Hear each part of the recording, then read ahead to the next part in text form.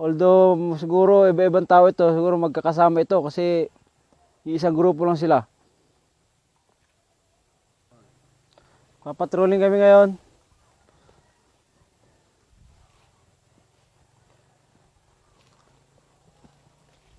Nag-halt yung tracker number 1. Nakakita siya ng iba't ibang klaseng tracking. Merong nakapa, merong nakabota, may nakasapatos. Siguro ito mag-iisang grupo lang na mukhang nagmamadali o nag-aapura. Parang may tumatakbo pa.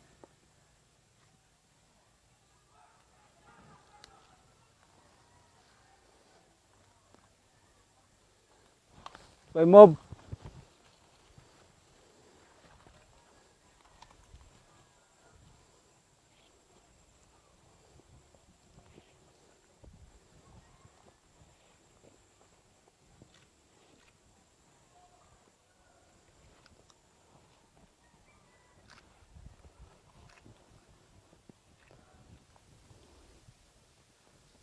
Okay, tapos na.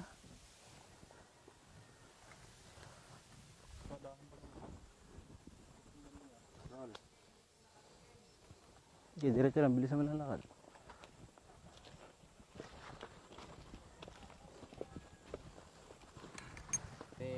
Go. Okay, dito kami ngayon sa creek. Bumaba kami ngayon. Nakakita kami ng tapak ng combat dito sa ibabaw ng bato na natanggalan lumot. Na press pa to. Positive na meron dumaan dito na tao. Over. Bakit may over? Parang tumatawag ako sa radyo niya. Okay, nag-move pa ulit kami.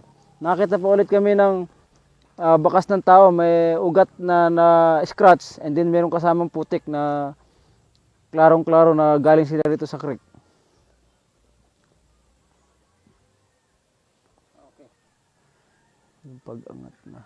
Kuha ang combat pati armas. Tingin. Turo. Yan.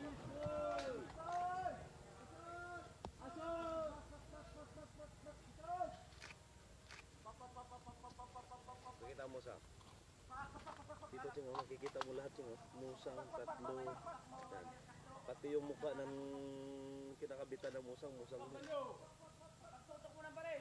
smile naman dyan.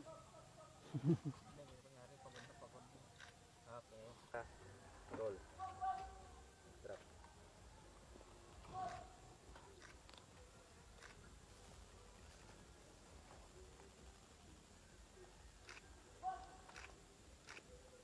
Ang tinuturo niya ngayon ay tinatawag na Silin, narration.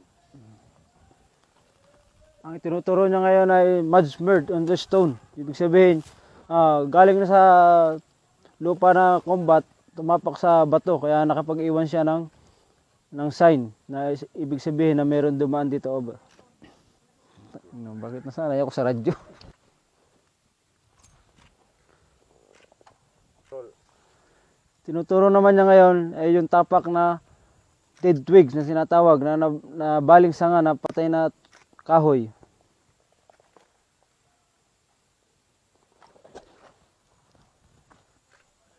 Malamang ganitong mga malalaman natin kung anong Malamang ganitong posisyon yung pagkakatapak niya kasi sa bandang unahan niya mayroong bato na natapakan at nagkaroon ng putik. Malamang ang direksyon ng kalaban ay papuntang east.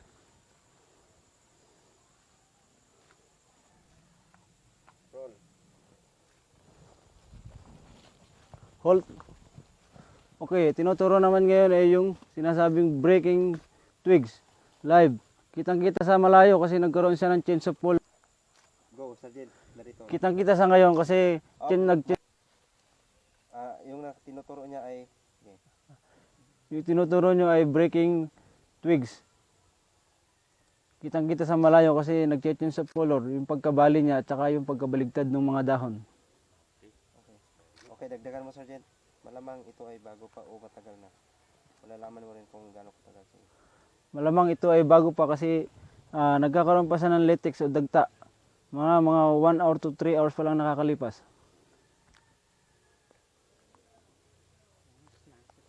Okay, Sergeant. Malamang kung ang duman dito simula ng time na yun ay nasa malayo. Estimate time. Estimate distance ng kalaban. Malamang nakakalampas na yung kalaban dito, mga nasa 300 meters, 200 meters pa lang.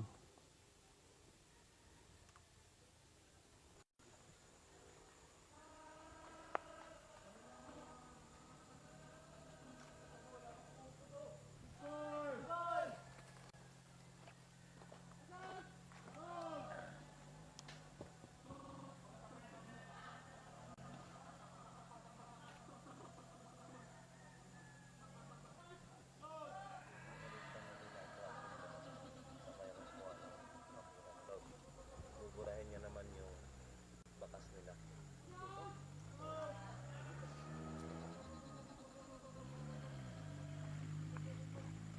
Doon ako mag-umpisa, Master. Okay, camera roll. Okay, ang trabaho ng telescout, ngayon kami lumilihis ng daan, obligado niyang burahin yung aming nadaanan para hindi makita ng kung sino man ang dadaan. Kailangan niyang takpan o ibalik sa dati yung aming natapakan. Lakad pa atras.